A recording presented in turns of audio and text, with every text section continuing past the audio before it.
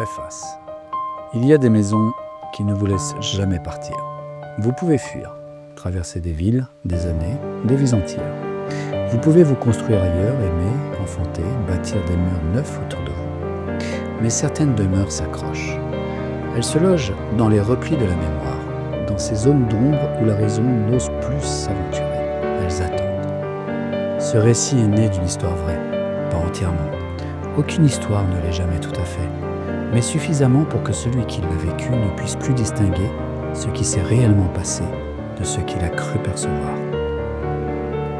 C'est peut-être cela le plus terrible, non pas ce qui nous arrive, mais ce que nous faisons ensuite dans le silence de notre propre tête.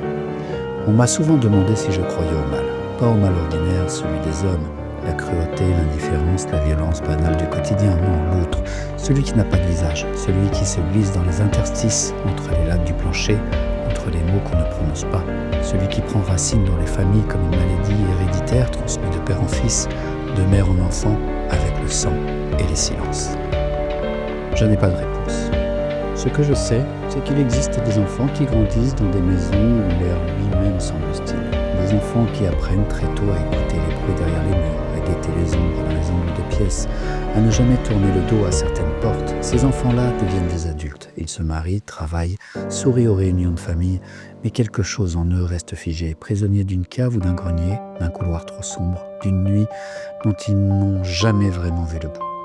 Et puis il y a Dieu, ou plutôt son absence, car c'est bien de cela qu'il s'agit au fond. De ces moments où l'on appelle et où personne ne répond. De ces prières qui se heurtent au plafond comme des oiseaux affolés.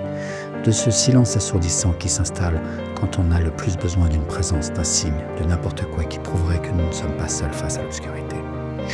Certains diront que le démon n'existe pas, que tout ceci n'est que le fruit d'un esprit malade, fracturé par le traumatisme, déformé par la souffrance. Ils auront peut-être raison.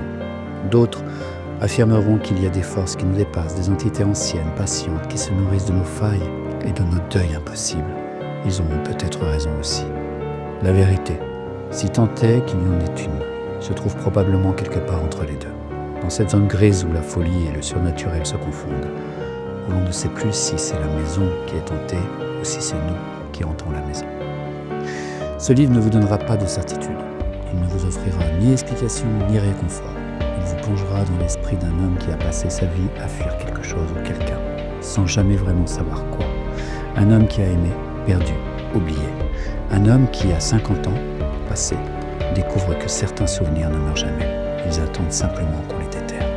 Avant de tourner cette page, posez-vous une question, une seule. Pensez à votre enfance, à cette maison où vous avez grandi, à cette pièce où vous n'aimiez pas entrer seul, à ce bruit, la nuit, que vous n'avez jamais su expliquer. Vous l'avez oublié, n'est-ce pas? Lui, non. Certaines portes, une fois ouvertes, ne se referment plus.